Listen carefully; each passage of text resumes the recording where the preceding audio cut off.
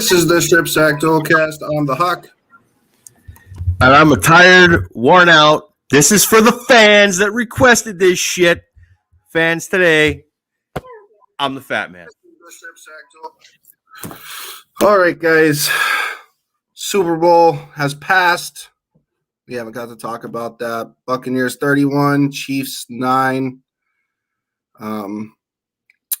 What are your thoughts over there about this amazing, amazing game? So I think somebody in the room called this shit just right. We're all flashy eyeballs for Mahomes and Brady, and we're all talking about, Tyreek Hill and Travis Kelce and Godwin and who the fuck Fournette and all these guys. Look who had the biggest day. Fucking Gronk scores the first 2 touchdowns. Somebody said watch Gronk. He shows up for these games. And the other thing, the Buccaneers defensive line, they ate. Oh yeah, they ate. They were all up in Mahomes' booty hole. Somebody else called that. My man Sue got a ring. All that being said, fuck Tom Brady. What's going on, Parker? What's going on, Casey? What do you mean, fuck Tom Brady? Fuck Tom Brady. I'm sorry, couldn't hear that. Say it again. Fuck Tom Brady. Well, you don't like Tom Brady? But I'm a Dolphins fan. You think I fucking like Tom Brady? I think you should talk about Tom Brady just because you are a Dolphins fan. You watch so much of him, right? No, you make me do this shit all the time. You make me do it all the time. This is what you get. I still say fuck Tom Brady. All right, so look, he's the GOAT, all right? Can't deny it. 7 rings, fucking. Apparently he made Bill Belichick.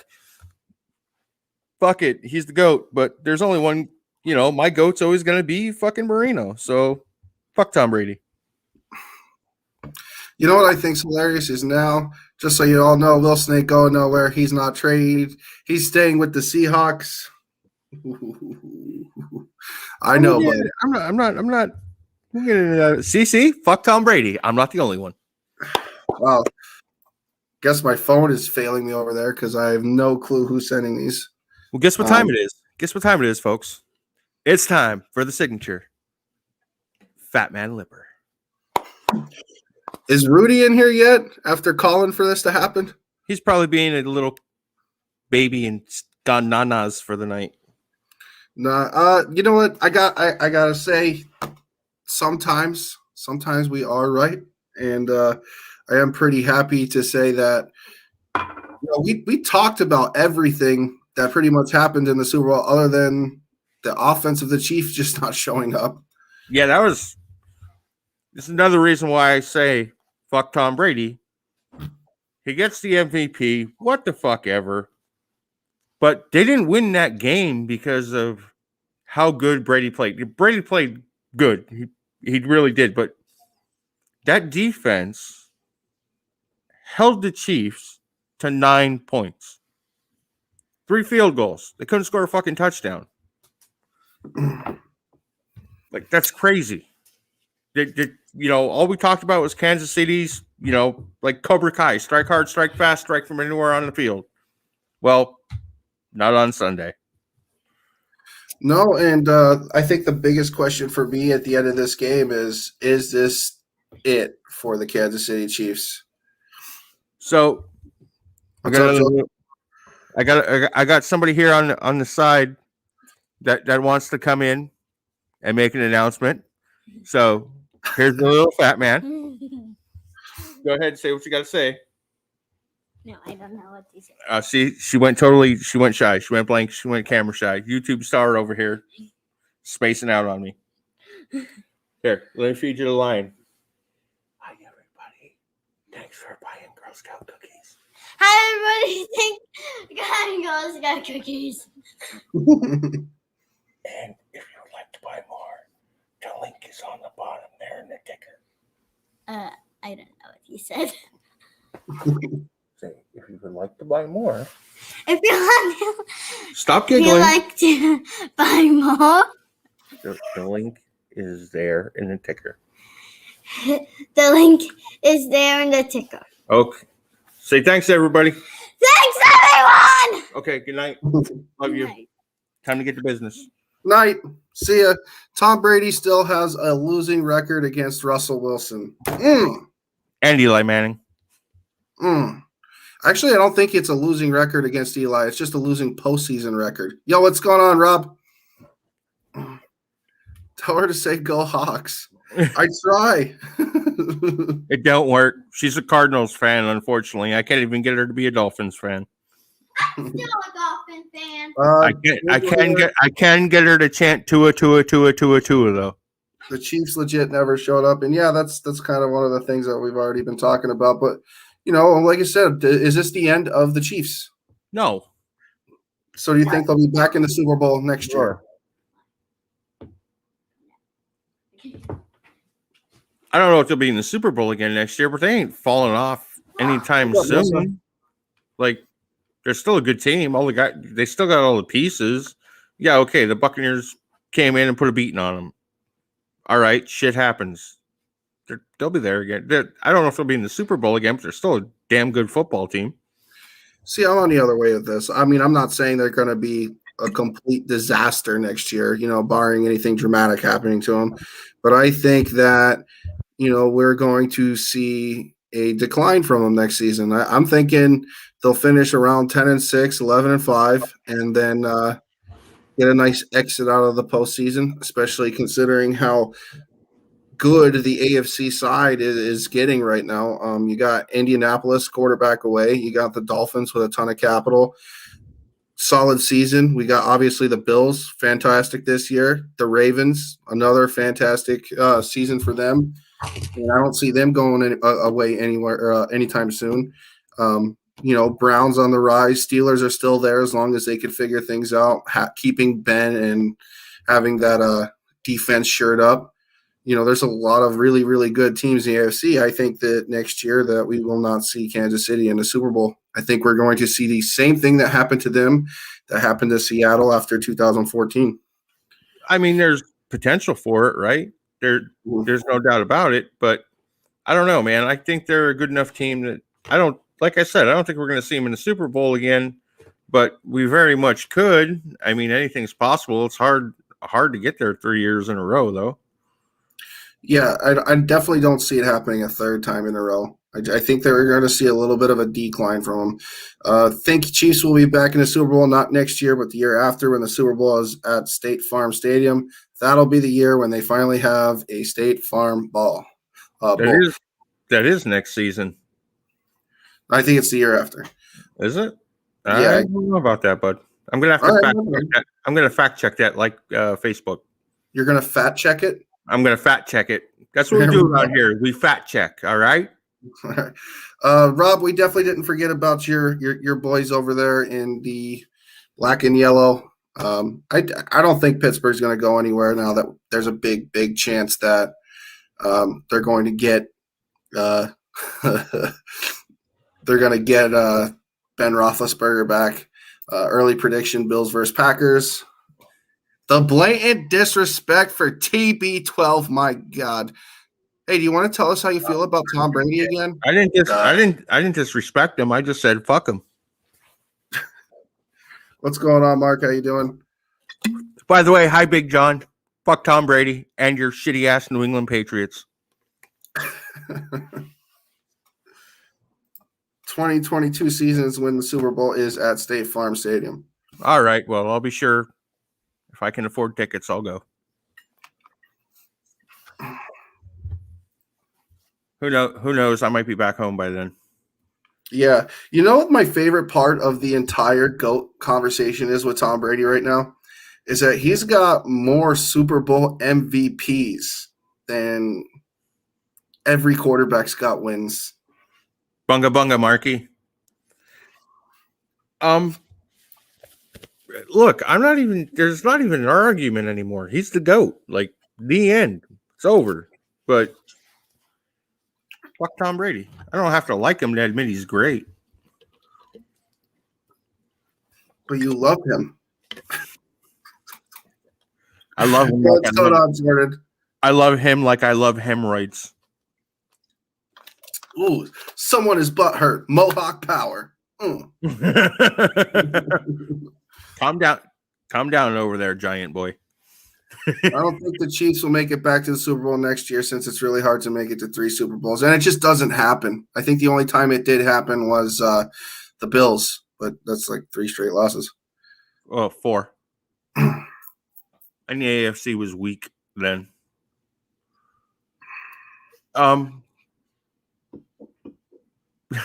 Little Booker T shout out there, huh, Big John? Oh, it's Rob who I can't see. All right. Oh, no, never mind. I can't see him. Or I can also see back-to-back Super Bowls with a team playing at their home field, Bills versus Rams.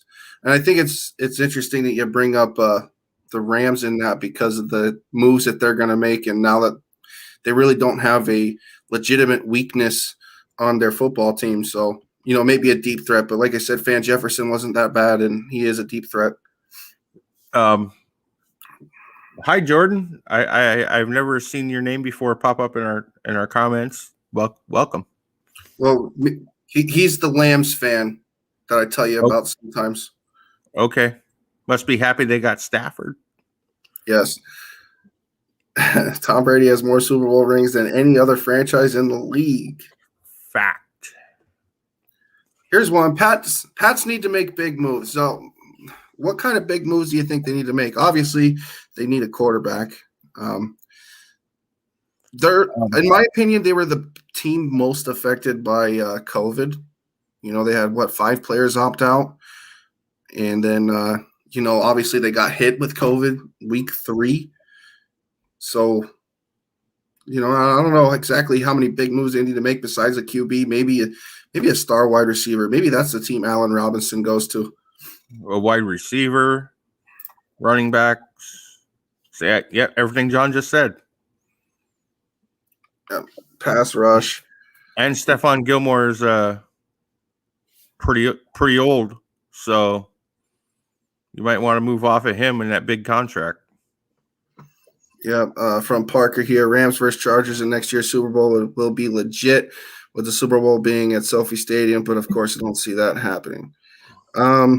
It's gonna be hard. It's gonna be hard for the Chargers. I don't see the Chargers there. I definitely think that Rams have a legitimate case to be there next year. Brady kissed more guys than Lombardi trophies. On the mouth. Kissed more guys on the mouth. Well, I mean, Antonio Brown is his hetero life mate, so there is that. Or is it Gronk? I don't know. I wonder if Gronk feels some sort of way that Tommy's cheating on him with AB. I don't know. Did Gronk ever move in with Tommy? I'm not sure. Chill. See, that relationship is serious. Yeah, they're more of a side fling. He's probably still upset that Gronkowski said he was going to take Tim Tebow's virginity a few years ago. If anybody can find that legit video, I'd be so happy. I looked for it. I can only get the part where he says he'll take Tebow's virginity. The whole skit behind it is they were playing like Fuck, Marry, Kill, right? And I can't exactly remember the first 2 that he said, but when he got to fuck, he said he'd fuck Tim Tebow and take his virginity.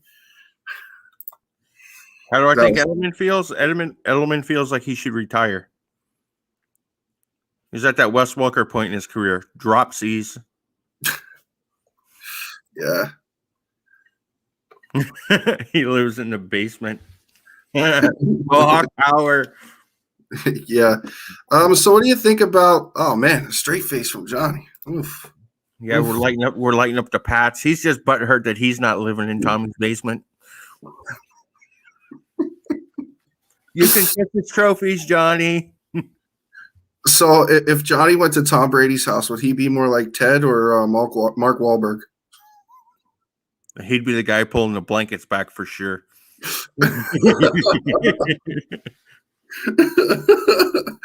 I see every team in the NFC West possibly finishing with a winning record next season. I do too. I do think that I still think that the Cardinals are like the low man of the totem pole here. Not that they're a bad team. It's just I just feel like they're not as scary as Seattle, San Francisco, and LA right now. I mean, LA is kind of in a class of its own. But we're also at the point where we're like, what are they going to do? We still don't know yet. I mean, maybe Stafford goes in there and just ducks it up. You never know. And again with San Fran, like they just need that guy. Ooh, is that the YouTube video? That I believe that must be. Rob looked it up for us. There you go. Yeah, I seen that one, Rob. I seen that one. There's one where there's like the whole skit. Like they ask him like the whole question. Maybe that is the whole one. I'll have to watch it later. But thank you. Well, not like we can't throw it up and entertain the fans. At least you know, Rob, that I'll just come up here and spew a bunch of bullshit that doesn't happen. Let's see. You know, we talk a lot about the NFC West, obviously, the AFC East. We talk a lot about AFC North. Tons of talk about the Steelers and Browns. What about the NFC South now? You know, obviously the Buccaneers are the Super Bowl champs. The Saints losing their star quarterback. I think that they're going to be I know, right? Rudy, get some people. Everybody tag Rudy. He's the one. Everybody. How them everybody tag Rudy. Everybody tag Rudy. Hey, Big John. How'd them Dolphins do last year? Not in the playoffs. Here, I'll help you out. They were still better than New England for once. Finally, New England was the third best team in that division. But you know, you got the Saints, who obviously need a quarterback. The Panthers actually played really, really strong all year. They were in a lot of football games. They lost a lot of them late. And then the other team, which is my surprise team for next season, is the Atlanta Falcons. If you go and you look at the point differential, I think it's like 19 under. They're a really good football team for being a team that's 4-12.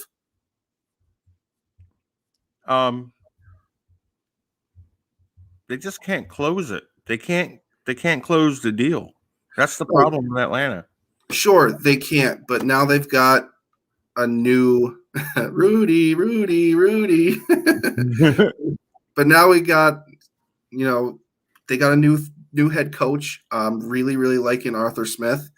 There's some crazy talks about them possibly trading Matt Ryan. Like nothing was actually confirmed from the organization, of course, but there was crazy talks about it. And my favorite thing is they shut that shit down, and they said something about the audio went. Yeah, I don't. Lady in the chair, can you give us a confirmation in the private chat? Let us know if there's still audio. Maybe I'm being too filthy. Yeah, I don't know. Saying a team with a 4-12 record can't possibly be good. Okay, sure. Saying a team, they did lose 12 games, and you know, I don't disagree that they weren't bad this year. But what I'm saying is I think that they're going to have a nice turnaround. And back to what I was saying, they shut down the whole talk with Matt Ryan being traded. There's no interest in Atlanta trading away Matt Ryan. I think that they have a great wide receiver core. And I think that they just really need a running back. They need a corner. They need an edge. I really feel like Atlanta might be there. They might be there. That's an MVP caliber quarterback there, and we can't really knock Matt Ryan for winning an MVP. You know, unfortunately, all we remember of that season is 28-3. But I really feel like Atlanta is going to be there next year. So the owner of the Falcons did come out and say whoever they hired is, I don't know, maybe I think it was head coach, could have been GM. He said everything was on the table, trading Matt and Julio if that's what the coach wanted to do, then that's what they're doing. So that's the case of an owner staying out of the way and letting the football guys make the football decisions. Little dig at the Cowboys there. Right, but you know, I'm talking after the fact. They had a I don't know if it was a conference about it. I think it might have been an Arthur Smith conference, but they okay. I mean it. Hey, what's up, Dave? How you doing? They had something afterwards where they pretty much, put that right on the bridge. It's not happening. They're not trading Matt Ryan. So like all that talks could just right out the window. Kind of like the Russell Wilson thing. They already shut that shit down, guys. You guys can make all the fake news up about it that you want. Have some fun. Great. Fantastic. Russell ain't going nowhere. I know that when he talked about it, he said that that's a Seahawks thing, and he kind of just said it didn't really matter to him, which why would it? He's one of the best quarterbacks in the NFL. Doesn't matter if he gets traded. He'll be successful anywhere he goes. Maybe he'll get traded to New England. I may not become – I might stop watching the NFL and solely watch NASCAR if that happens. Come on, bud. It's not rigged. No. Do not – he does not go to New England. It's predetermined. They should trade Julio for a first. Yeah, I don't know if I'm on that train of getting rid of Julio Jones. I think you keep him. He's phenomenal wide receiver. He obviously. I don't know if Julio is worth a first round pick at this point in his career. Well, we'll talk about it next year when he finishes as a top 5 wide receiver again. Because he didn't finish this year. It was a down year for him. But next year, I guarantee you he'll be back. Going nowhere. You want to make a bet? Well, I bet you that if they don't trade Julio or Julio finishes a top 5 pick. Or top 5. That Julio finishes in the top 5. Okay, we'll make a bet that Julio finishes in the top 5. If I win the bet, you have to buy a Tom Brady jersey from the Patriots and wear it on the live. Nope, not happening. That won't happen. Man. What? Nope. Put up or shut up, bum. Not Brady. Anybody but Brady. Nope, it's Tom fucking Brady. Now, what's your counter? What's your counter? Oh, motherfucker, you're buying a Stafford jersey and wearing that shit every week. Yeah. That Lamb's jersey, bud. Oh. Hey, at least it's a player you like. It is a player like. You don't want to make it somebody I fucking absolutely hate? Well, I thought you'd be nice and let me do like a Gronk or something. No, buddy. Tom Brady. New England Patriots. No. Not happening. I can't. Right, I can't. So it's on the record. See how much of a bitch the fat man is. Yeah, I can't do the Brady, man. I just can't. My dad will disown me. Do it. Take the bet. I want to see Davey in a Brady jersey. Do it. I say you do it, you bub. All right, fuck it. I'm in. All right. So who's the jersey? Can it be a Brady Bucks jersey though? No, Brady New England jersey. But the Bucks jerseys are nicer. Nope. I want to see it burn your skin on the next line we do when you lose this bet. I can't even think of anybody on a team on one of your division rivals that you fucking hate. Are you kidding me? Yeah. That's why I just went with Stafford. All right, bud. We'll run the tape next year and fucking maybe I'll order that Brady jersey now. We're gonna. You really think Julio's gonna finish top 5? I mean, I do. No, I don't. I don't. Top 5 wide receiver in the NFL next year, Julio Jones. The Hawks said it. No, don't worry, Rob. I'm in. I'll take the fucking Brady jersey and burn it. At least this clown over here likes Matt Stafford. You know what? I hate Jimmy Garoppolo, and San Francisco is my 32nd favorite team in the NFL. In fact, they might be my 33rd favorite team. Yeah, but he might not even be a 49er next year. Than I like the 49ers. Garoppolo might not even be a 49er next year. All right. I should have went with a Jerry Rice. I know how much you love Jerry Rice. Frank Gore? No, because he's somebody you like. How could you not like Frank Gore? Man. What are you talking about? How could you not like Frank Gore? Oh, no. What was that dude? Vernon Davis. That's what I should have went with. There you go. We'll pick somebody so we can get on with this and move somewhere. Fucking Stafford. I'm going to actually like it. I'm going to hate the colors. I'm going to like it. Stafford's fine. I'll be nice to you. All right. So that's the bet, guys. The bet is if Julio Jones finishes in the top 5, the Fat Man buys a Tom Brady Patriots jersey and wears it on a live. And if he doesn't finish in the top 5 for a wide receiver, I will be wearing fucking Stafford jersey from the Lambs. Who wants to wear a fucking Lambs jersey? I don't even think their fans want to wear their jerseys. They don't. That's what. They're ugly fucking jerseys, man. They're one of the worst jerseys I've ever seen. Anyhow, fuck Tom Brady. All right, so let's move on from the South. Talked about that for a little bit. NFC East is kind of interesting. Are we going to see another shit fest over there? Are we going to see a bunch of teams fighting for? Are we going to see a bunch of teams? Make sure it's XXL so you can send it to me. No, but it'll be a 3. I'm rather round these days. That'll work for him too. He's a big guy. Johnny's big. He's tall. He is. He is a big guy. But are we going to see those 4 teams struggling to have a winning record next year? Who do you see coming out of that division? Sorry, I was busy calling Rudy a bitch. What division? The NFC East. Will you pay attention goddamn live already? No, I'm too busy trolling Rudy. I'm going to go Washington. Washington?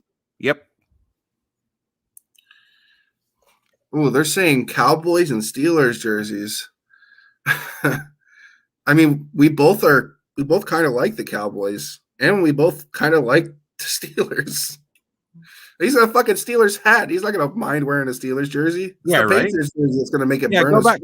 Go back and watch some of the older ones. I definitely have a Steelers hat. It's not that I mind the Pittsburgh Steelers football team. Mm-hmm. It's 80% of the fan base. So I'm gonna say that the Cowboys are gonna win that division next year. I believe. Told you, everybody. Closet Cowboys fan over there. Well, I do watch them the second most. Probably third most. I watch the Niners more than them sometimes. But I'm saying the Cowboys are going to win the division because I believe in Dan Quinn. You see that? We have an offer to buy us Steelers jerseys. I'll take it, Kevin Green. Who's my favorite Steeler? I'll take a Heath Miller or Troy Polamalu. One of those two. Ooh, that's a good one too. I fucking love Troy. I also like Ryan Clark. I thought Ryan Clark was very, very underrated for the Steelers. Anyway, back to the brain fart of why you think the Cowboys are going to win the East next year. But I believe that Dan Quinn, is going to revert that defense to something that's more base, not too complicated, but works in today's NFL. I mean, we saw – you both have to wear – we both like Big Ben, John. Come on. You haven't watched any of these yet? I know, right? I mean, you might not like Ben, but we do. Come on, John. Big, tough guy. Like, come on. You know me. That was my nickname on the Warriors when I was over there for that little time. They called me their little Big Ben. I'll take that nickname all day. But back to what I'm trying to talk about before you all interrupted. Yeah, see, nobody wants to hear about the Cowboys. No, nobody does. Those guys, they need corners, obviously. I still can't believe they haven't signed Earl Thomas. Earl Thomas wants to be in Dallas. He's wanted to be there since 2017.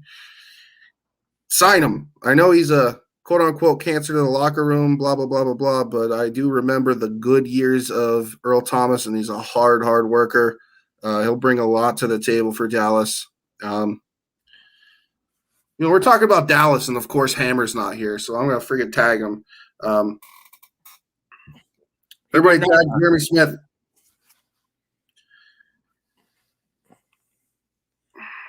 So I know one of our friends here following us is a diehard Giants fan. Oh, is that Mark? Yeah, I'm surprised he's not spamming the comment section on us here. Yeah, screw the Giants. That's how I feel. I'm not a believer in Danny Dimes. I'm a believer in Saquon Barkley if he could ever stay healthy. Yeah, he's a phenomenal running back. For the Washington football team, though, I don't know. They're hit or miss for me. Let's see what happens with that offense next year. Obviously, their defense is really, really good. Top 5, top 10 in the NFL. But that's going to be like the 2000. That's going to be like the 2000 Ravens. That defense. That's how they're going to win. Yeah. They do have some offensive weapons, though. I think they need to keep McKissick. I think JD's really, really good. Terry McLaurin.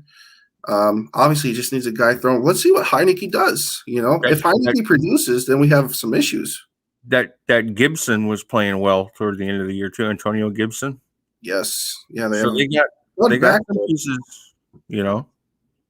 Offensive line isn't too bad either. Their line is actually not too bad on both sides of the ball. I think they're going to shock everybody. I mean, who's their competition? The Eagles? The Eagles are just I think that's going to be the worst team in the division. Right, I'm going to say that right now. I mean, they're either going to go with Jalen Hurts or Nick Foles, whatever's going to happen in that freaking trade. We already know it's not going to be Carson Wentz. That's just what I'm saying there. Let's move on here. Let's talk a little bit about the AFC West now. What team in the AFC West do you think can push Kansas City? I'm thinking I think if Chucky over there can figure out something for that defense, I mean, it blows my mind that he's got a 30th ranked defense, and that's one of the things that he always preached about, whether he was commentating or doing whatever the hell he was doing in ESPN is, oh man, Tampa 2 defense, blah, blah, blah, blah, blah. But how good's that defense been? It's been horrible. I honestly think that that's the only team that could put a fight, honestly. I'm not so – see, this is why I didn't like the whole firing of Los Angeles' coach, they should have built off that. Yeah, they didn't have the wins. They lost a lot of it in garbage time. Well, not garbage time, in the fourth quarter. They were there in most of their games. That team, if they just stayed together for one more year, like, it'd be a little different. But now they're going to be – who knows what happens with that team? Young quarterback is second head coach in his second year. I don't like it. I think we're going to see a sophomore slump from Herbert, kind of similar to the Baker Mayfield sophomore slump. Right.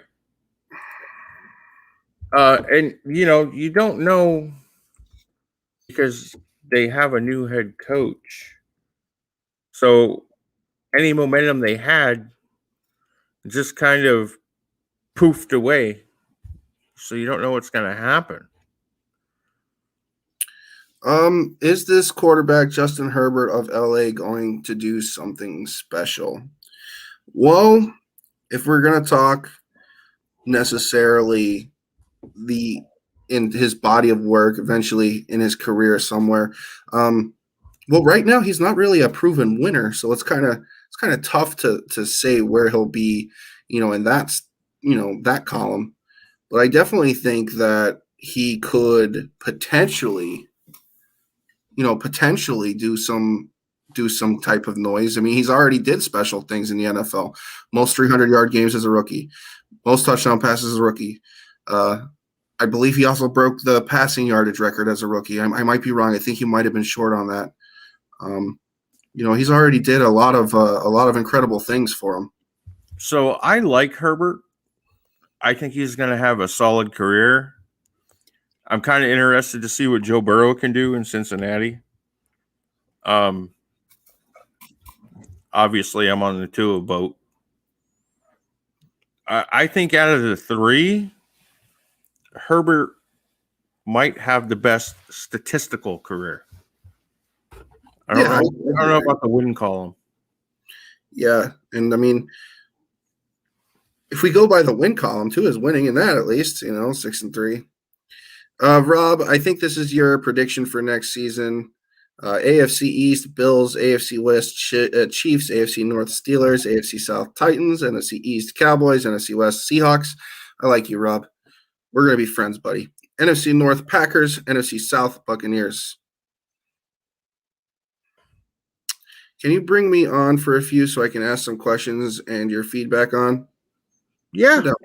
Yeah, come on, Dave. We love having people come on and chat with us. Yeah, that makes the thing more fun. Especially when they know what they're talking about. Yeah, I mean, because we clearly don't know what the hell we're talking about, so it's always fun to have somebody.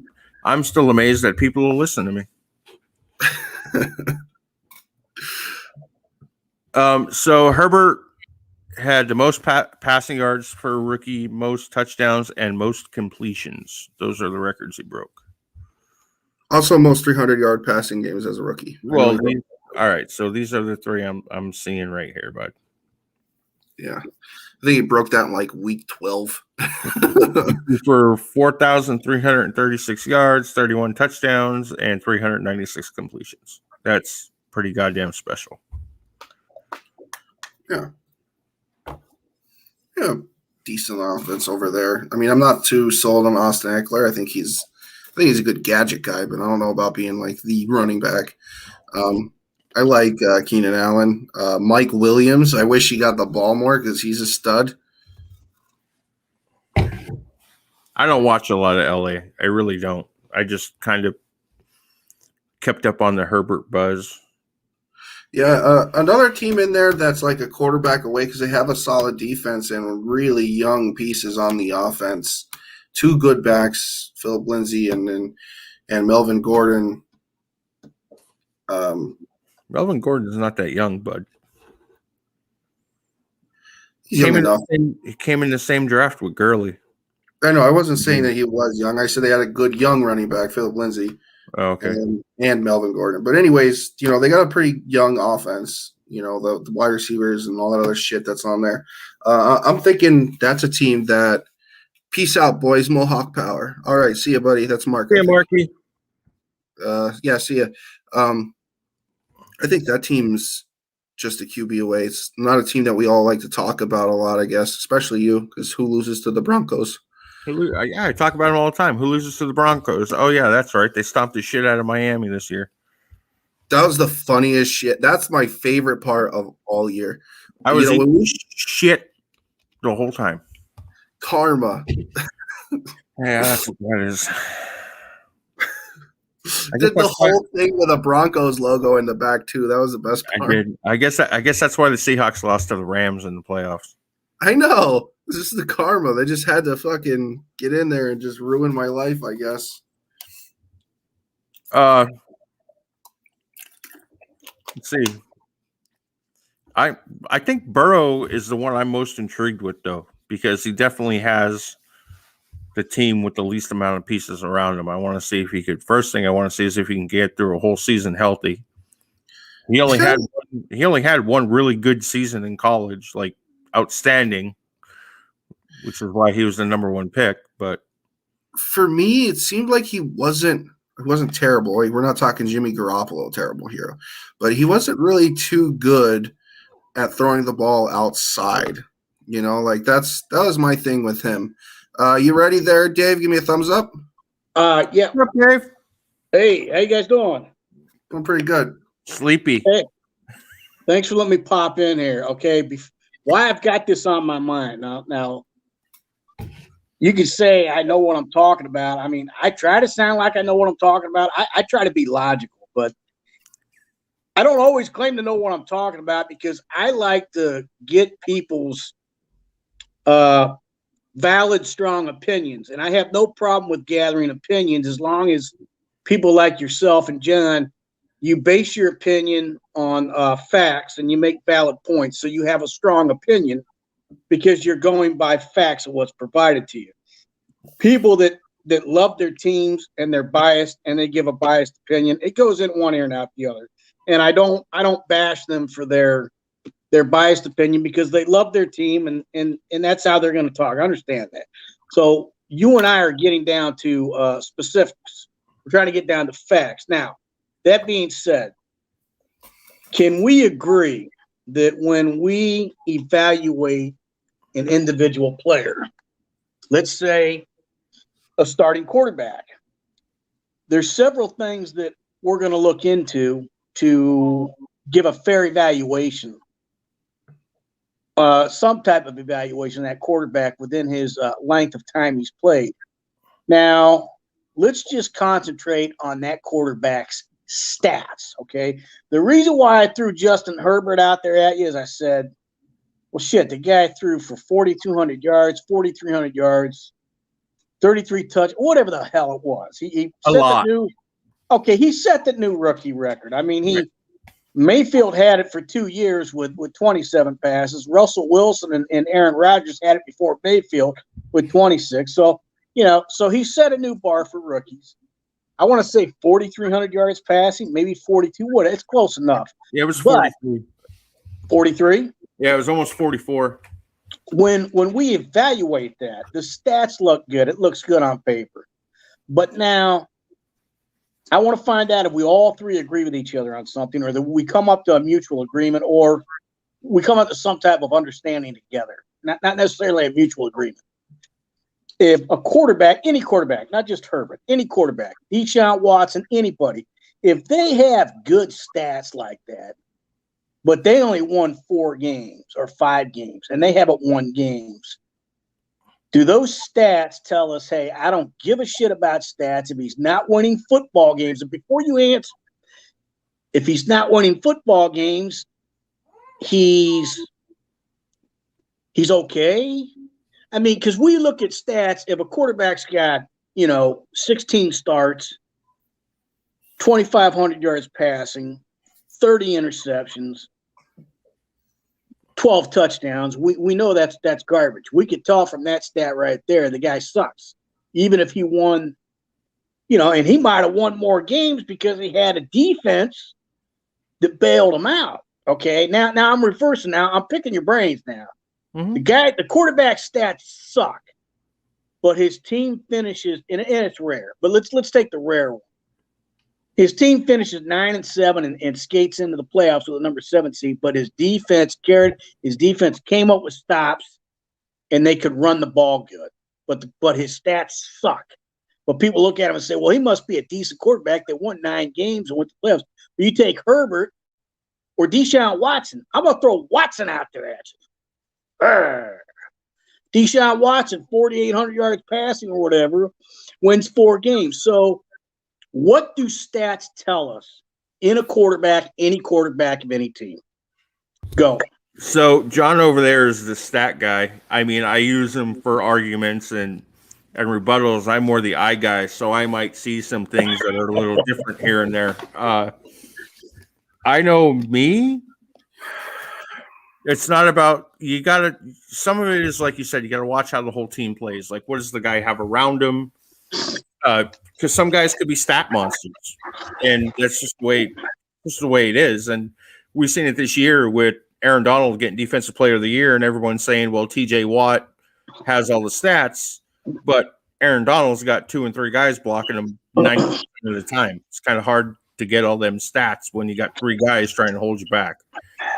As far as quarterbacks, it depends a lot on what kind of talent they have around them. Now, if they have shit talent and you know that, and they come out and they're lighting it up, then there's a good chance that they're a pretty damn good quarterback.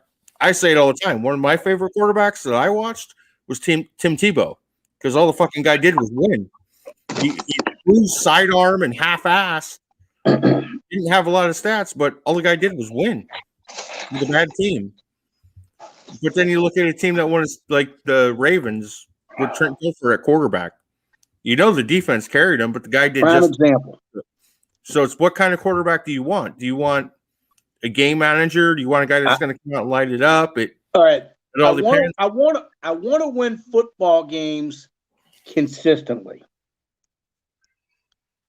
Does that make sense? So you need a team that has a Consistently. top end defense, and you need a team that has an offense that necessarily capitalizes on the opportunities given to them from the defense, right? And we've seen that in early of Russell's career because Russell didn't light up the world in passing categories until 2016, 2015. He wasn't necessarily slinging the ball for a lot of yards or a lot of touchdowns and all that stuff. He was just doing enough for the opportunities giving to him from the defense. But when it goes back to your question, like what do stats? Yeah. All right, so when we try to give a fair evaluation of that quarterback position, and we look at the stats. In other words, can stats be meaningless if they don't win? The best way I could put it, Johnny Unitas, way back before we were born. Okay, when you watch the NFL history programs, the History Channel, NFL Network, when they bring up the history and they review it, at the time, Johnny Unitas of the Baltimore Colts was lighting up, and he was setting all kinds of records.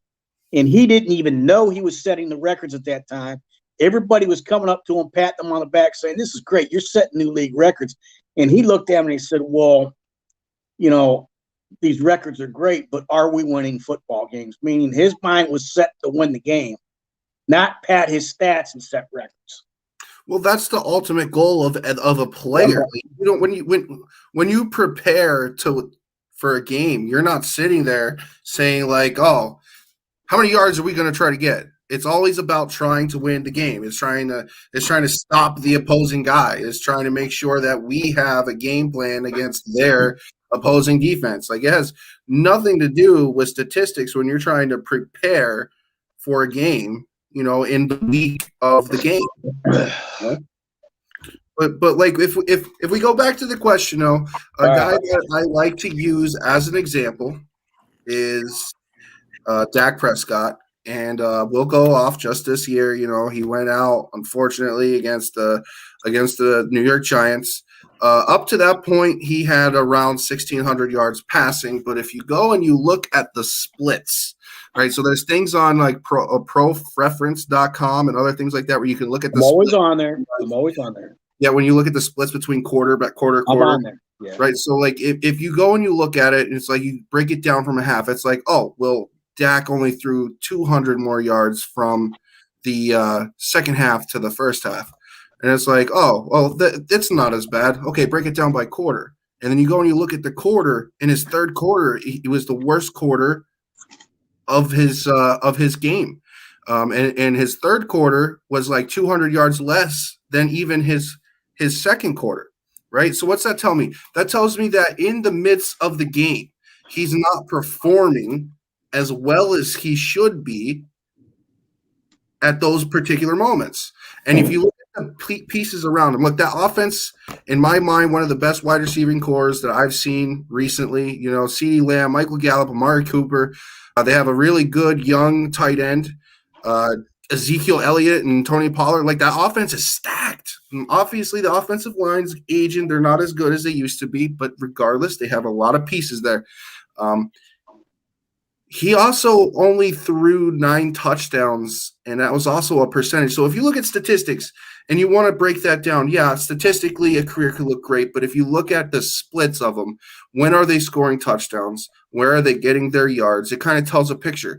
Dak's most of his yards were in the fourth quarter when he was getting blown the hell out, and defenses were switching over to a garbage time. Right, so yeah, garbage it is. Time. It is garbage time, but the average person will look at the halves and be like, "No, wait a minute, it's not garbage time. The Dak Prescott's not." We're looking at the numbers, and if the numbers look good, we think it's good. All right. Now again, it's like my group, which I'm not going to say the name. Okay, I don't care about quality content. I care about numbers, and if the numbers are up, I don't care if it's spam. I don't care if they're trolling up, spamming it up. I fuel it up as long as there's activity in that group. And the numbers are up, it's good for me. But if you break down my group and say, well, how much quality content do we have?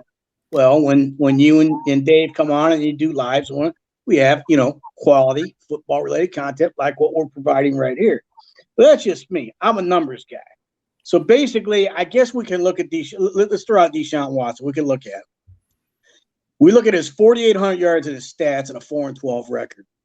If I tell people in these groups, any group, not just my group, if I tell people on Facebook or online or in person, if I make an assessment and say, you know what, Deshaun Watson is not that good of a quarterback because he finished 4-12. I don't give a shit what his stats say otherwise. I am making a call it I'm a hater. I'm making a biased comment. In other words, my opinion of that holds no value because actually he is a good quarterback. It's a shit team that lost those games, not him. Does that sound right? You see where I'm getting at with this? I don't know. Me and John have different opinions on Deshaun Watson. So I see a guy that he's got all the measurables, but he's got no heart. I question his leadership. And that's what I see with him. He's got all the stats in the world, but that's not the kind of quarterback I want. Okay. And that's what I'm trying to present. Right. To people. You and I think alike on that, man. And if John has totally opposite and John wants to throw out, that's fine, John. John, you and I don't have to agree with each other. We don't have to think the same. That doesn't mean the best part. Like, why would everybody think the same? Then there's nothing to talk about. What I'm saying is, it makes these shows boring. What I'm saying is, John, I'm not going to get into a fierce heated debate and try to, twist your arm to convince you that you're wrong and get you to admit that you're wrong. Bullshit. Once you state the reasons why you feel that way, then I'm done with it and we move on. But no matter how strongly you feel.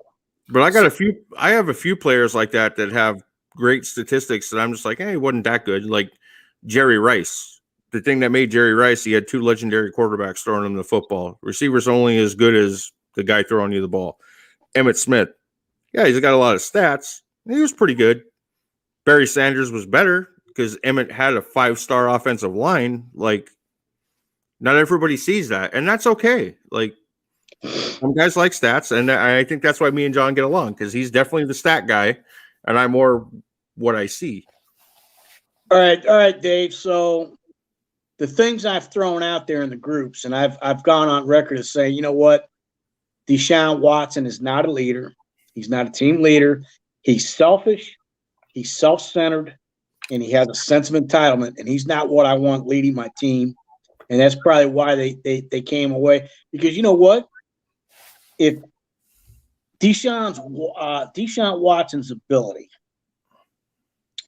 meaning his individual talent, he's outstanding. He's all pro. Let me give him props, okay? I put him up there and I give him props. Yes. His individual athleticism and talent, he is one of the best quarterbacks that walked on that field. However, the disclaimer I can throw into this is his piss poor leadership, selfishness, and not willing to be a team player, okay? His teammates look at him and say, hey, fuck this selfish bastard. I ain't playing for him. I'm not blocking this guy for him. You know what? I'm not going to pick up my end on defensive trade. Fuck him. I don't care if we win or lose. He's all in for himself. Is that how this happened? Because I could throw that out there too. If I want to fucking go there, get me fucking fired up on this right now. It makes it real hard in the locker room when you have a leader like. And I told John many times, I was an offensive lineman, he was a quarterback, and like, you see the quarterback. Jay Cutler was my favorite one. Grab a guy by the face mask, like, you ain't shit. I'm your tackle. Guess what, bud? I'm going to look across the line and say, go get him. I'm going to fucking sidestep and I'm going to let you get smoked. I'm going to get my ass reamed come film session, but it's going to be worth it to see you crippy boyed up laying on the ground. Who the hell's going to play for the guy? That's his attitude. Right. Now, is that what happened in Houston with Deshaun Watson? Because I bet it is. Just say it, Dave. Just say yes. That's what happened. Well, we're definitely going to find out. Ruined that team. That's what happened. Bill O'Brien did. When you think about it, Bill O'Brien did he gave up. I'll get you two argue with each other. He gave up D-Hop for a chicken sandwich. The person who I feel bad for in Houston, I say it all the time, is J.J. Watt, because he's a great guy, done a lot for that city, and they treat him like shit. They can't put a winning team together for him. That's what bothers me in Houston. What's going on, Mike? Watson is a stud. Wait till he goes to a different team. Texans going to blow for a while without him. And that's exactly how I feel. You take Deshaun Watson out of the Texans, they don't win 4 freaking games. That's how I feel. No, And if you go and you look at some of their losses, one loss specifically, which is against the Tennessee Titans, right? Watson put him in position to win that game. Just because the defense decided to give it up and he got outcoached by Mike Vrabel, went phenomenal just to let them score. And then he didn't even touch the ball after that. It was it. It was done. That's not a Watson loss. That's a coach loss. That's a defensive loss. What would you do if your organization takes your number 1 receiver from you and doesn't give you any say in signing or drafting players or signing coaches? So this is what I say to it is I feel like if you're the guy that's signed this huge deal on the premises that you are in a good situation and that situation is starting to turn to shit, at some point you want to start voicing your opinion about it, whether it's right or wrong, you know? That's why opinions are like assholes, bud. We're proving that right now.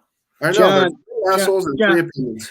John, to offer some feedback, not to tell you you're wrong, but to give you some more feedback to go on with this, so you know where I stood on this with you. Okay, 2 years ago, when it was announced in the group that the Houston Texans were going to begin the 2019 season without a general manager, they were not replacing that position. I told everybody, big red flag. I said, they ain't going to do shit. That's going to catch up with them the following year or the year after. They went to the playoffs that year, but what they did was they moved O'Brien or whatever his name was, the coach. They made him head coach, general manager, and that never works out, except with Bill Belichick. So my mic was muted for a minute. Ignorant people with answers told me, well, I'm glad a general manager doesn't play. And it's like, well, you don't know shit about football if you think you can operate without a general manager. If you think that's not that's a big piece of a organization. And that's the most important piece of an organization. Yeah. My mic was muted when I went off on the Watson thing a little bit to the comment of, you take away your number 1 receiver and doesn't give you a say in signing. Cash the fucking check, bud. Show up and play. Like, you don't have that right. You're a player. You're an employee. You're essentially a fucking pissant of the organization. That's my thought. Like, I guess because I don't think players should be telling coaches and GMs who to fucking sign and bring in. That's bullshit. Now, I think if the team wants you, comes to you and says, hey, we're interviewing this coach. We'd like to put you guys in a room together, see how you met, see if you have the same kind of football mind. That's fine. But you don't throw a little fucking hissy fit because you don't get to pick your boss. Did he actually throw a hissy fit, though? Yes, he came out and said, trade me. I don't want to play here. Okay, right there. Now, I'm going to intercede.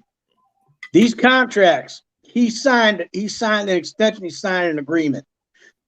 These players should be held to what they signed, and it's just so easy. Everybody does it all the time. They're not happy. All they do is say, I demand to be traded.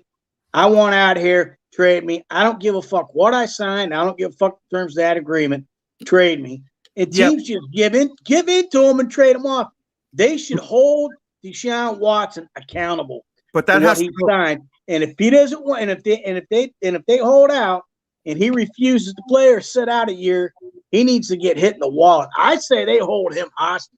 But that needs to go. But that needs to go both ways, Dave. That needs to go both ways, because then if you want to say that, then they should all be guaranteed contracts, and teams shouldn't be allowed to fucking cut players until the contract's done, because it's a breach of contract both ways.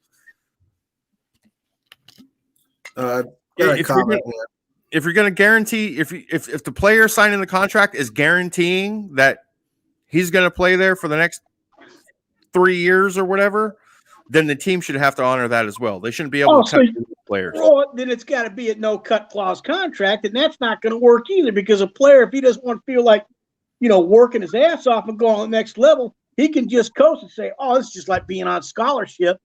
If kids are on scholarship at universities, which is a different level, and they don't play up to that scholarship, that coach will fucking bury their ass and make their life miserable fucking hell until they renounce their scholarship and quit. The coach, right. they will break that kid. I'm not saying there's not ways around it. Trust me.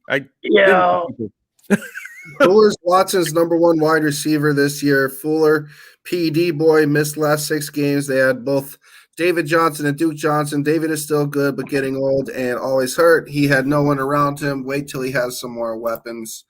His best receiver was actually Brandon Cooks.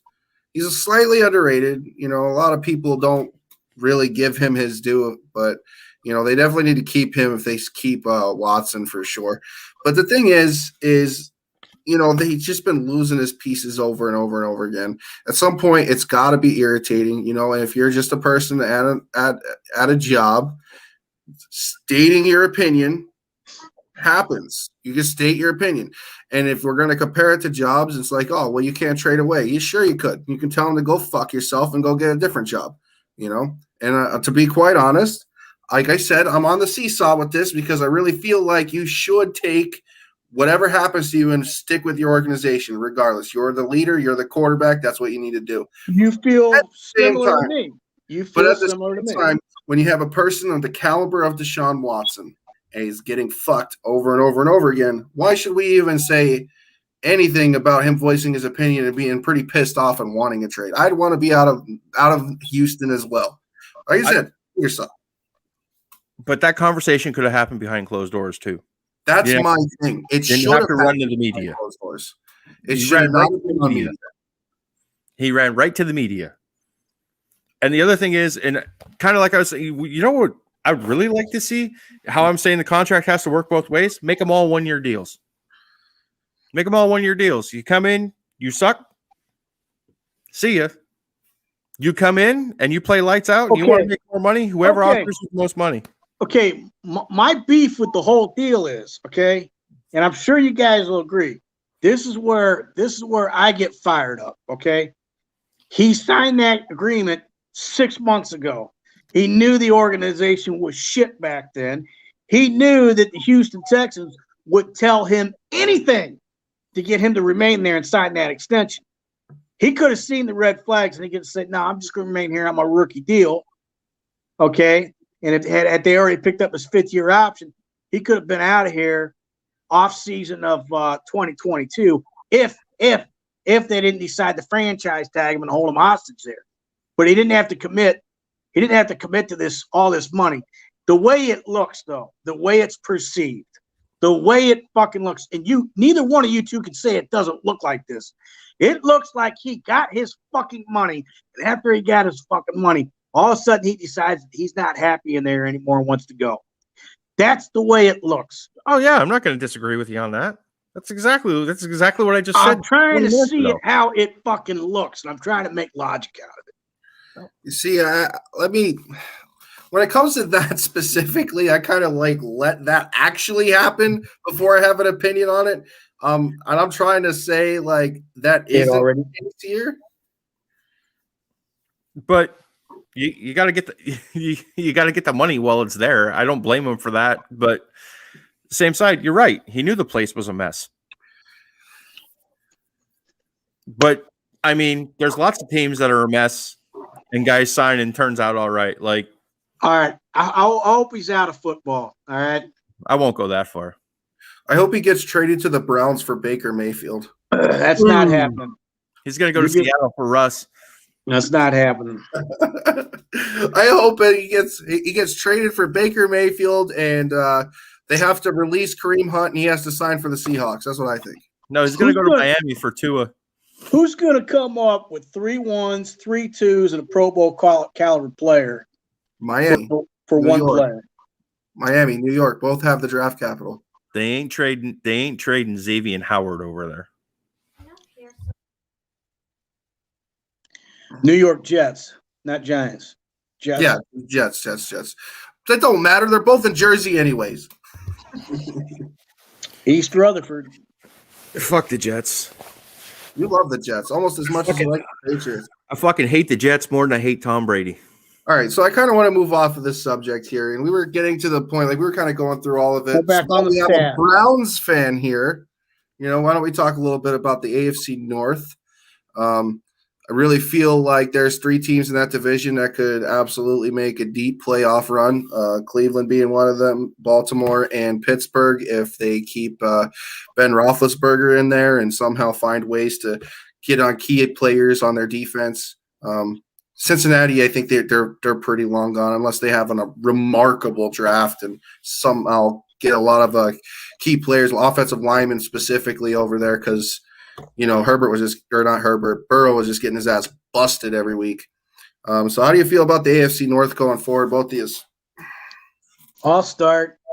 I looked where now Pittsburgh is listed as being $30 million under the cap.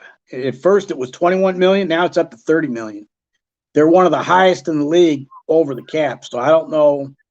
And they've got till like mid-March, about mid-March. They got all teams have to be at or below the salary cap limit by mid-March. So I don't know how they're going to swing that, and I'm not going to try to figure it out for them either. But if they could swing that somehow, and if they can find a way to retain Roethlisberger and make those numbers work and provide him with an offensive line, that's a lot of ifs. They got the defense. That's too many ifs. It's really too many ifs if we want to be honest with ourselves. Right now, I should throw it out there, man. Fucking Roethlisberger is washed up. He's old. He's on the last year of his contract. It doesn't make economical sense to retain him, being $30 million over the cap. And offensively, Pittsburgh should be going into rebuild mode, which means they're going to be good for 8 games, 8-8, 9-7. So if the AFC is somewhat weak and not as strong as it was last year, a number 7 seed could squeeze in at 8-8 or 9-7 record. So Pittsburgh could possibly be in there again. Baltimore looks like until somebody can find a way to slow down Lamar Jackson, I still say that defensively teams in the AFC North could do that, because right now Lamar Jackson, if you watch tape on him, he has one read to Mark Andrews, the big tight end. That's who he throws to. And if he can't get it to Andrews, he runs. That is a one-dimensional offense. It's the read option. It's a college-style offense. It's not going to get anywhere long-term. They might win the division again next year. I'll give them the AFC North next year. It's a similar style to what Kaepernick ran over in San Francisco. And I give that to them. So as far as Cleveland goes, what concerns me with Cleveland is a defense, and a defense structured in whole, as in defensive play calling. As I want to see, if we're holding on to our defensive coordinator, I want to see more aggressive play calling, not this shock and react defense, not this rubber band, we stretch but we don't break defense. I want to see them go after the ball. I want to see them jump routes. I want to see them jam receivers at the line of scrimmage, jump routes, bump. I want to see them put pressure up front and get Myles Garrett a bookend on the opposite side of him. And I want to see a clutch in special teams. I want to see a clutch kicker. Why are you shaking your head? What I say, or just something you read? Something I read. I put the comment up. I want to see a clutch kicker that you can count on reliably from 50 yards or shorter. And Cleveland might be able to put together back-to-back winning seasons. Not take the division. Only way they'll take that division is if Pittsburgh and Baltimore screws up bad enough to help. And I'd Well, like to see that. I'm not predicting that, but that's the only way as of right now. In my opinion, it's a 3-man race. I think either one of those 3 teams could win the division. Like all 3 teams in my mind are between 10-6, 12-4 next year. Cleveland just need another corner. They just need safety help, but that's just how I feel for them. Right. Baltimore is the most complete though. It don't look good on paper for Pittsburgh. I'm going by what I see on paper. Yeah. Now, if paper don't tell us everything, and that could change, then fine. But I can only base what I see on paper. They're $30 million over the cap. They can't re-sign Bud Dupree. They can't re-sign Juju Smith. They might not be able to extend Roethlisberger's contract. They don't know what they're going to do with him, and he's washed up. Roethlisberger, everybody hear me. Roethlisberger's washed up. He's got nothing left in him. Not after that last playoff game. Nothing. The guy's washed up. He already had his best years. You think one more year with Roethlisberger is going to get Pittsburgh somewhere? How far are they going to go with him? Why'd they add Dwayne Haskins? Mason Rudolph is a what? What'd you call it? Nathan Peterson? Peterman? Nathan Peterman. Peterman. You know what they said in Buffalo about Peterman, not to change the subject? I asked him, I said, was Peterman able to do a handoff properly to the halfback? And they said no. They said he screwed up a quarterback, the running back handoff exchange one time. He couldn't even hand the ball off the right way. All right, guys, I got to pull daddy duty real quick. I got to tuck the mini Fatman into bed. As far as next year, AFC North, I like Cleveland. I think Pittsburgh's going to have a down year. They got to rebuild. Cincinnati, they need a lot of pieces yet. And he hates Lamar Jackson. Go ahead, Lamar Jackson's a running back. All right, I'm going to tuck the mini Fatman into bed.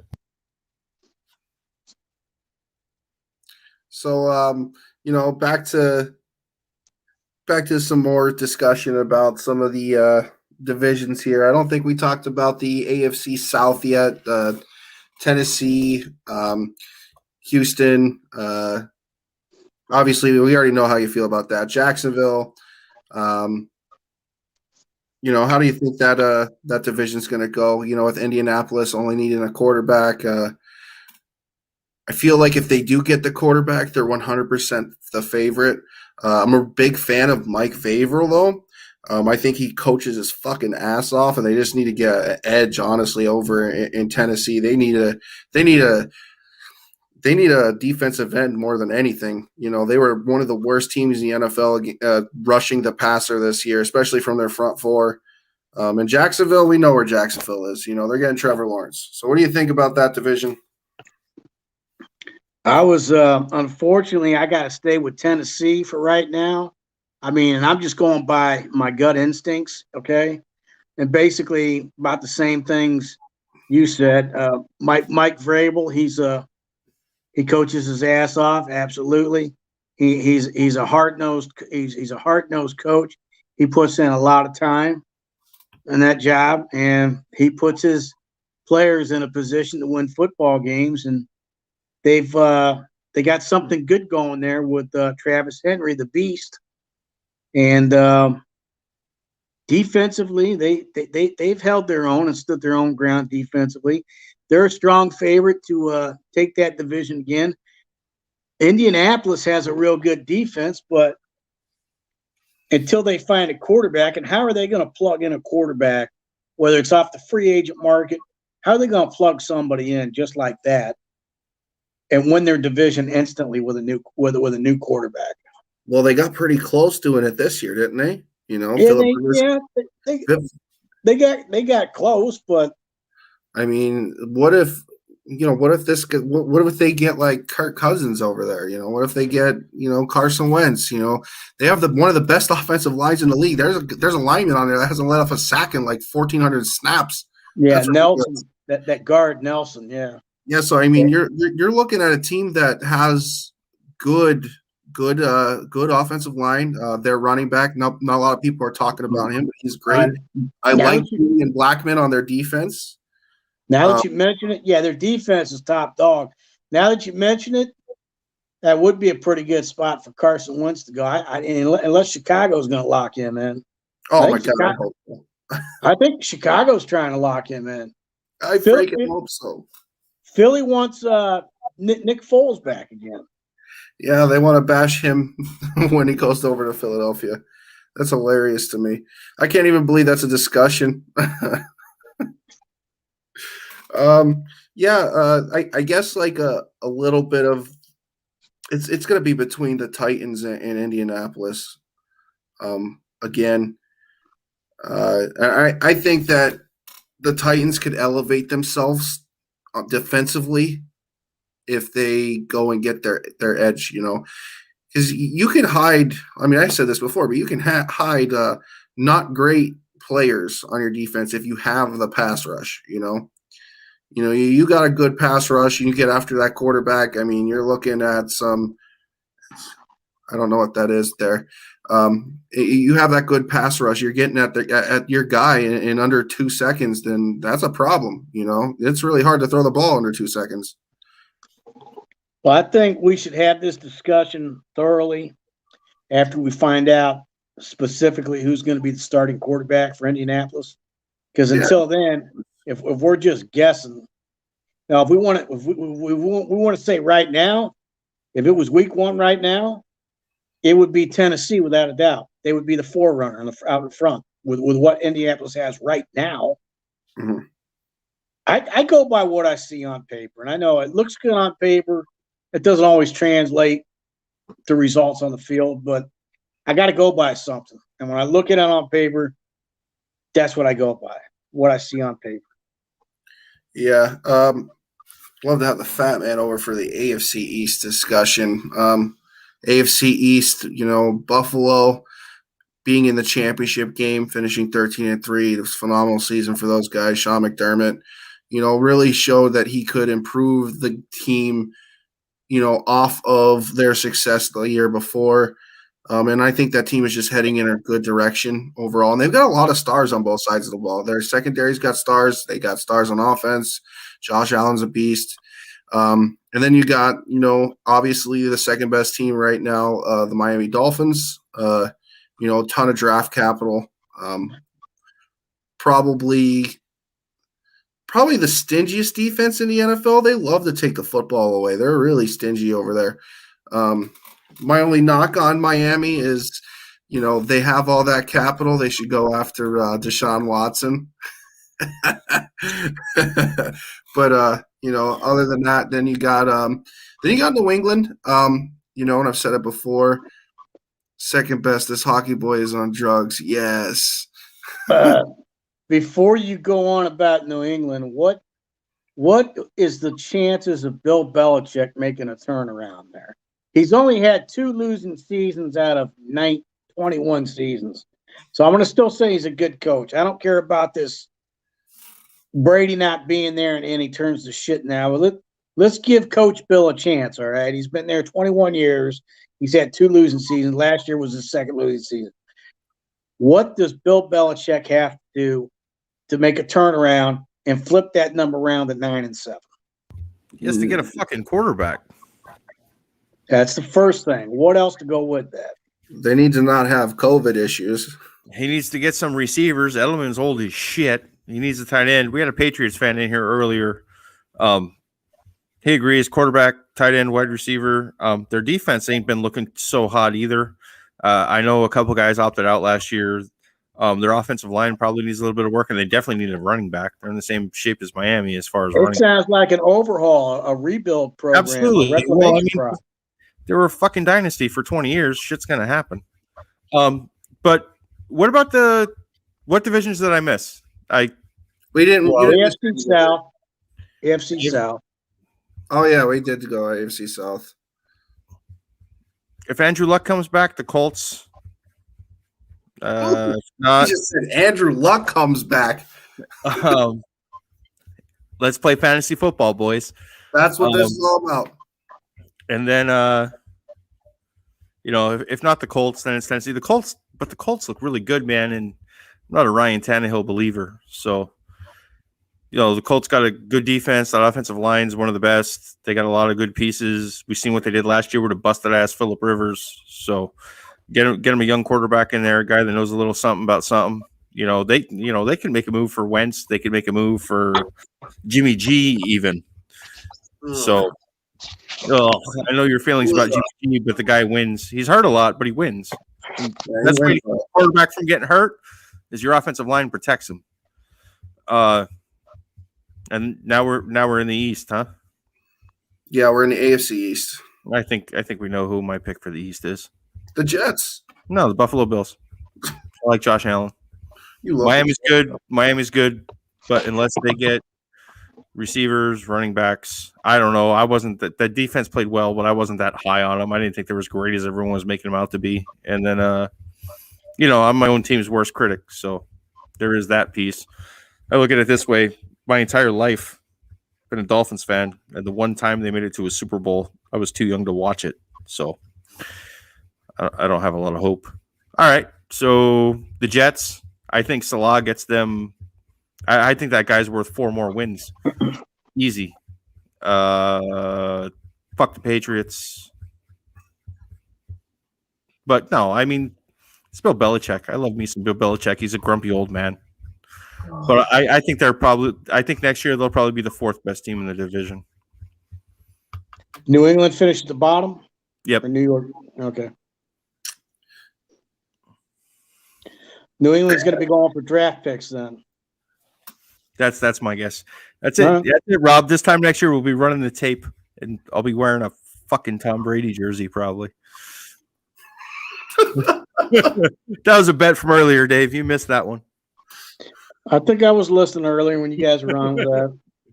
Dolphins and Bills both make the playoffs from the AFC East next season. It's hard to determine who will win the division, though.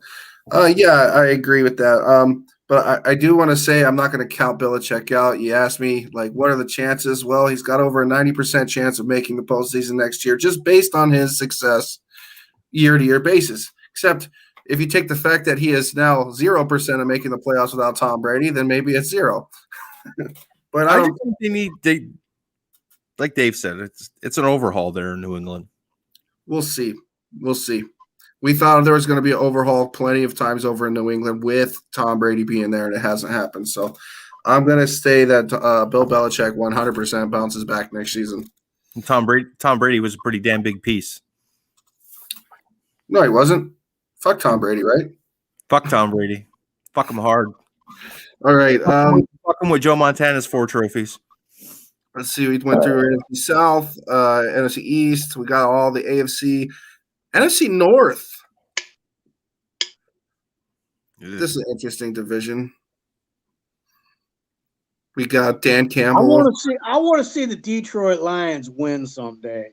Not the division. Me too. I want to see them 9-7, at least 8-8. I want to see them increase their wins. Yeah, me too. I like Dan Campbell. Yeah, bite some kneecaps and he's mean. Other things. He's mean. He's mean. He's that hard, tough guy that I love. Get into it. Tough guy. Gotta bite some kneecaps. Man, when he took over in Miami as an interim, he had pros running Oklahoma drills. That shit don't happen. So yeah, you got Detroit over there with a lot of draft capital. Obviously, they got a decent, proven winning quarterback in Jared Goff. You got Chicago. I don't believe in Matt Nagy ever fighting a fucking offense over there. What a shame, because that team should you put a quarterback on that team, and they're one of the best teams in the NFL. We don't have Twitter; it's Twitch, bud. Twitter, Twitch, whatever. Yeah, I'm not sure how we're doing. And then you got the 2 obvious teams that are good, which is Minnesota and Green Bay. I think that Green Bay might slide a little bit. I'm not saying something dramatic, not some 6-10 season, but I can see them somewhere around 11-5, with Minnesota being a lot better next season than they were this season. That's assuming that Kirk Cousins is going to stay in Minnesota. How do you know they don't It is. make a trade. How do you know they don't make a trade with San Francisco? Stop it. It's been brought up. If it's not going to happen, tell me it's not going to happen, and I won't entertain the thought. See, this is the process of elimination, me consulting with you and Dave. If you guys can give me your theory or your idea or the background, and if it can get me to stop entertaining the thought, I won't waste my time because I got so many other things to think about related to football, related groups. Fuck But that. if I could not entertain the thought of some scenario that's not likely, I'll move on from it. Now, Kirk Cousins being traded to San Francisco. Is it still a possible scenario, or is it not going to happen, John? It's fucking. It's not going to happen. Tell me. Tell me no. Shanahan has a history with Kirk Cousins. You know, right now Shanahan actually freaking throws footballs during practice, which blows my mind when you have 3 guys over there doing that. That's what the hell's your coach throwing footballs in place in practice for? Because Obviously, he doesn't have this fucking guy. He likes Cousins though. He's actually a very he hits the outsides well. He's pretty good. You know, I'm not going to deny that. I think it's possible. You know, and I only think it's possible because of that relationship he has with Shanahan. Do I see it happening though? No, because if Minnesota trades Kirk Cousins, they're fucking idiots. I'm actually with him on this. I can't, and I'm not a big Cousins fan, but I can't see Minnesota giving up on him. Like I don't. The thing is out with Garoppolo. He's always hurt. He wins, but he's always hurt. And then Cousins does a good enough job. They got weapons there in Minnesota. It's feed Dalvin Cook and throw the ball to Thielen. That's really all I won't entertain the thought. But when these people out there publish links and they say this shit that's getting traded, I gotta read it. I gotta look into it. I gotta check the source, and then I gotta consider it. So I took it into consideration. I took it into consideration. I consult with you and the Hawk, and you guys, give me the foreground on it. I can stop wasting my time entertaining the thought. I'm good with it. A lot of it's the bullshit they're seeing on ESPN that ESPN puts out there to get views, likes, fucking listens. We know. Or CBS pretty much said that they were actually entertaining the thought of Russell Wilson today. That was what the fuck? There's a ton of fake bullshit out there. It's all clickbait. That's why we don't have 18 million people watching us because we're not clickbait. ESPN, CBS do exactly what we do. We play fantasy football. We're just to make a little bit more sense about it. We actually watch football, so we kind of make sense out of it. All right, Kirk Cousins is locked in on his $84 million deal, whatever he's got left. I think he's got at least a couple years. It's his last year, actually. I think it's his. All right, well, he's in his last year of his agreement, so he can play his last year, and then it would make sense for Minnesota to keep him because after he plays the last year of his deal, if they don't like what they got out of him this season, they just let him walk the free agency, and there's nothing lost. He got, he played out his contract. So yeah, it makes more sense for Minnesota to keep Kirk Cousins right there since he's in the last year of his deal. Okay, so are we talking about Frisco now? We're still talking about NFC North. Okay. Any chance the Detroit Lions can win 8 games with Jared Goff, 8-8? I'd like to see them win at least 8, if not 9. Am I stretching it at 9? Yeah. 8-8 is 8-8 realistic? I don't know. It's tough for me. I thought that this season they could have at least finished 8-8 or 9-7. I don't know. They got a lot of draft capital, so I'm just gonna. I've got them kind of like floating with Chicago. Chicago will get carried by their defense, so we don't really have that over in Detroit. I don't know. That's something to see. Let's see what happens in the offseason. Bring it up again, But the two teams. All right. If you look at what you see on paper with them right now, on paper, then you're looking at. It sounds like you're looking at 6-10, 5-11, realistically. Yeah, I don't. With what they have now. Yeah. I don't see them much better. Maybe even worse than with Goff than they were Stafford. 3-13. Oof. And then he's going to bite some kneecaps on his way out the door because that's what Detroit does. All right, they're gonna be playing for draft picks. They're gonna be picking in the top 5 in the draft. Yeah. So they could draft a wide receiver 4 years in a row again. So the biggest question, though, in that division is Matt LaFleur and the Green Bay Packers. Are they gonna Aaron Rodgers?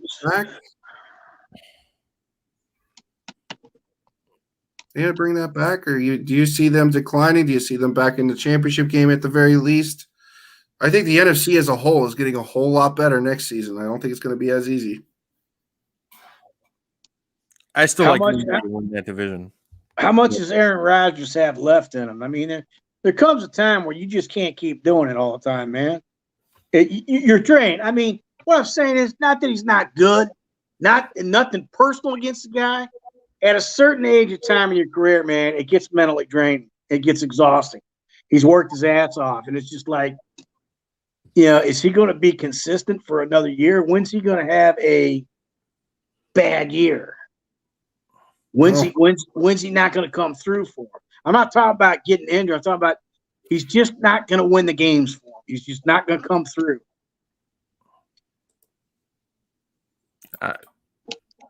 He's been playing a while, man. It's time, it's getting to that point where you're seeing near the last. You're seeing the last days of Roethlisberger. I'm going back. You're seeing the last days of Roethlisberger. You're seeing the last days of Aaron Rodgers. You're seeing the last day. You're done seeing the last days of Phillip Rivers. Eli Manning's gone. Those guys drafted in those draft classes. Alex Smith, you're probably not going to see much more of him, and he was lucky he got to play with his leg. His leg should have been amputated. So I give props to Alex Smith for making it back, doing what he got, and he was already accomplished enough. But I think I think those quarterbacks drafted in 04, 05, they're near the end of their careers, and we're going to be seeing the last of them here real soon. Whether you want to hear it or not. Tom Brady was drafted before all of them.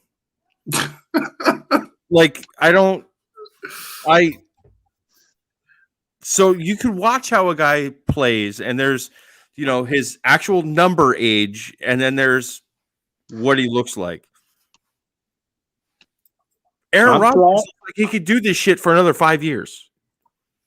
Alex Smith, major injuries. Ben Roethlisberger, major injuries. Eli Manning sucked.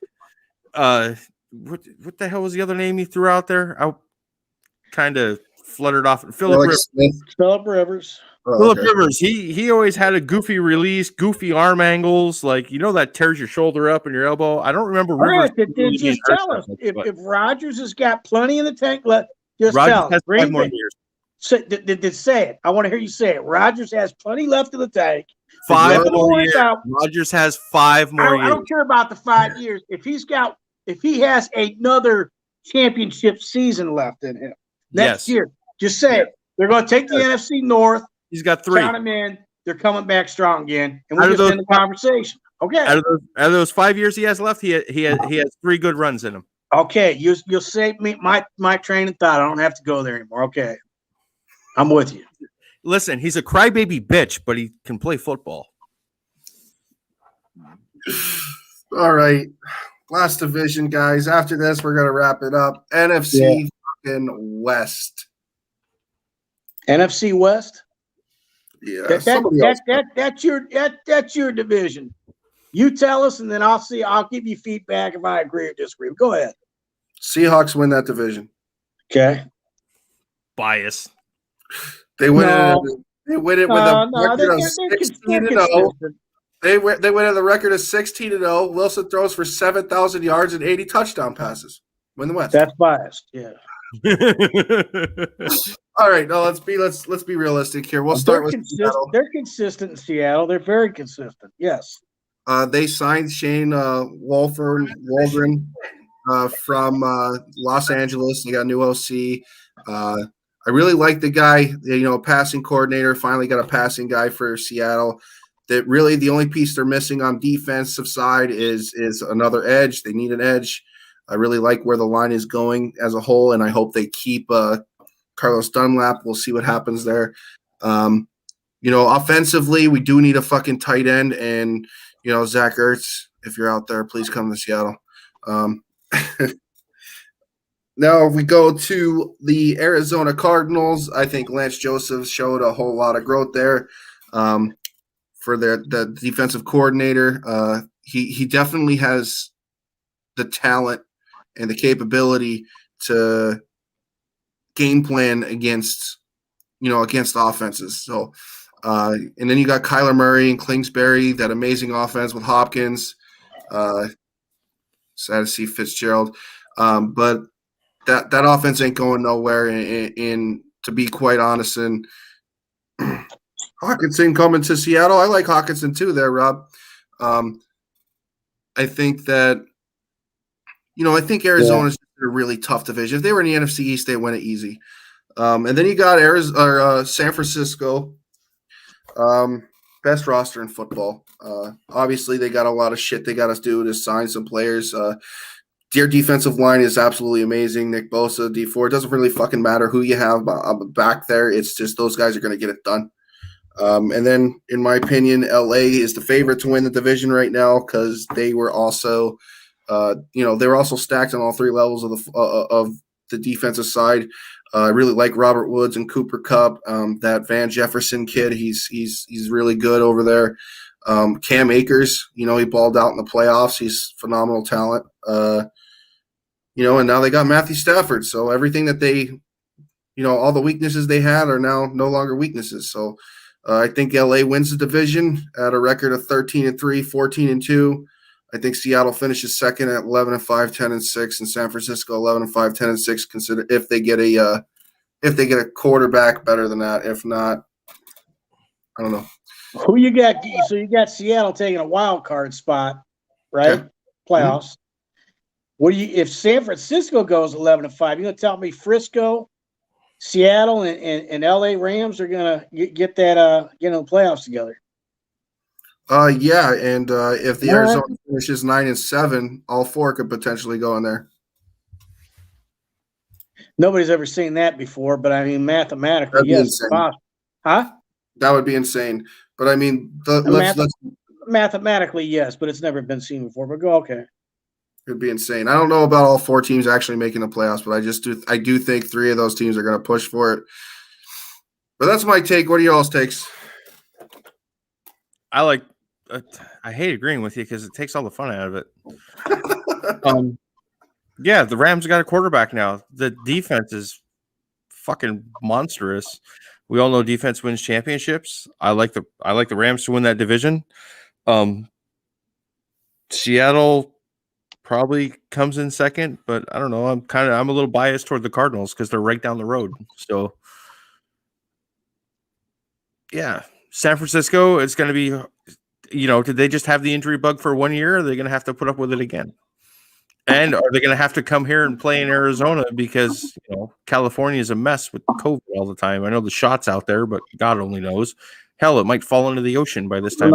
Eventually that COVID's going to taper off. We got vaccinations available now. That's just remember in the movie I Am Legend, all the people turned into zombies because of a vaccine. But you're a weirdo. I know. I like the Rams to take that division. San Francisco and Arizona will kind of be fishing around 3 and 4. I think they'll swap back and forth a couple times. What do you think, Dave?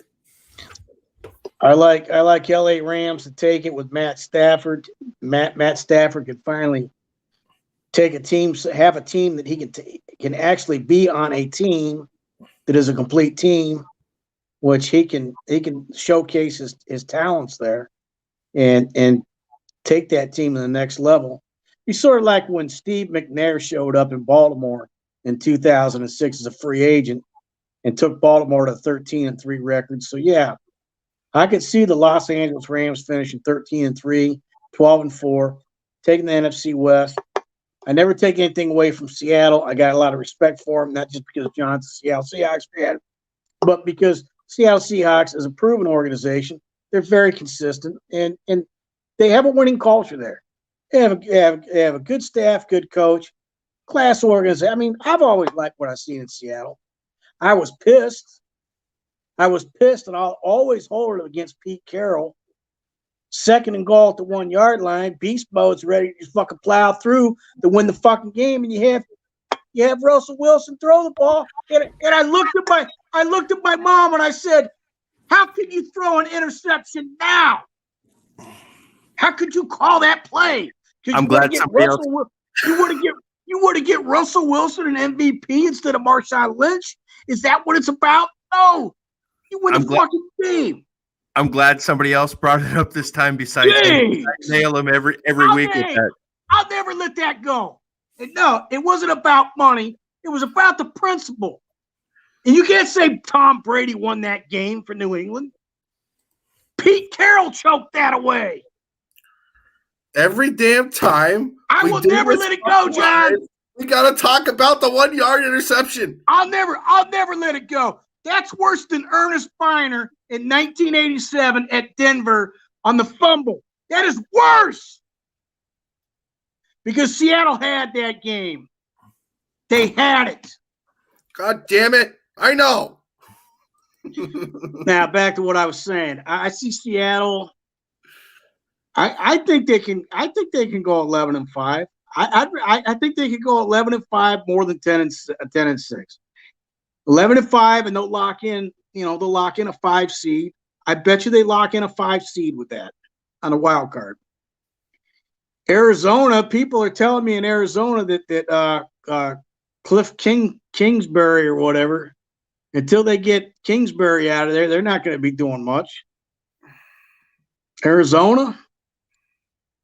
In San Francisco, I don't know if Jimmy G can stay healthy. Jimmy G gets injured.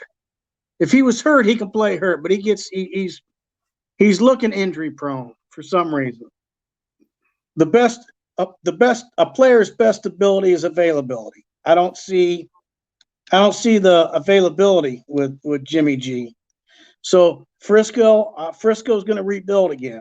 Arizona and Frisco, I see them struggling to win 8 games, both of them. Other than that, we agree on LA Rams and Seattle. I don't know. Arizona got a lot of firepower on that offense. They just got to figure out what to do with it. Well, somebody's already said that they need to get Kingsbury out of there as head coach, and then they'll do fine. Until that, I'm going to agree with that. I'm going to agree with that person. I forgot who told me. ESPN. But I'm running with it. Sometimes I'll take what somebody says, and if I like it, I run with it. So that's what I'm running with right now. All right, guys. We kind of made some really early predictions on all of the divisions in the NFL. Now's the time to do it. Before free agency, before the draft. Fucking Jags right before the Super Bowl. We're going to read off the comments here, and then we're just going to close all of this out. Don't sleep on my Hawks. Russ already making comments of what our team needs to do. If we follow them, we could win the West again. Another key thing to that is exactly how Shane brings a brand new culture to that offense and how that happens. That's what I'm more keen on Seattle being a better contender than they were, next year than they were this year. And I don't know who wrote this. I don't even know how you live with me to say this stuff, but I think Stafford's going to have Cam Newton season and suck ass. Everyone was so hype on Cam going to Patriots and thought he was going to do some work, and I think he sucked ass. I think Matty Ice might do the same. Again, I don't even know how you freaking live with me to think that. You can tell that's a Cowboys fan. Yeah. Okay, fellas, I got to put my little ones down. As always, been a pleasure chatting with you and hope to chat soon. Until then, go Steelers. Thanks, Rob. You stayed pretty much the whole time, buddy. We always enjoy you here. An early prediction for the NFC West, in my opinion, Rams win 13-3, 12-4 record. Hawks second place, 12-4, 11-5. Niners with 11-5 record. And Cardinals in fourth with 9-7. Hopefully I'm wrong with the Rams, though. Yes, me too. I hope so as well. Thank you, guys. This has been the Stripsack Dualcast, and I'm the Hawk. We had a special guest over here from the 32 NFL Teams Warzone. You guys heard us talk about this group before. It's a great time. We go in there, talk a lot of shit. We do lives over on their page too. Check it out. It's fun. I was trolling a bandwagon fan today. I won't say his name, but I have fun screwing with that guy. If you guys want to troll, if you want to spam, if you want to go live, come on in. And my favorite thing about the group is when you have people with really thin skin. They just, you know, they say something, and if you go back, there's like, that's my favorite thing. Yeah, get them going. But I'm pretty tired. My little one's in bed. I didn't eat dinner yet. All right, see you guys later. All right, man. So I'm the Fat Man. I'm out of here. See you guys next time. Adios.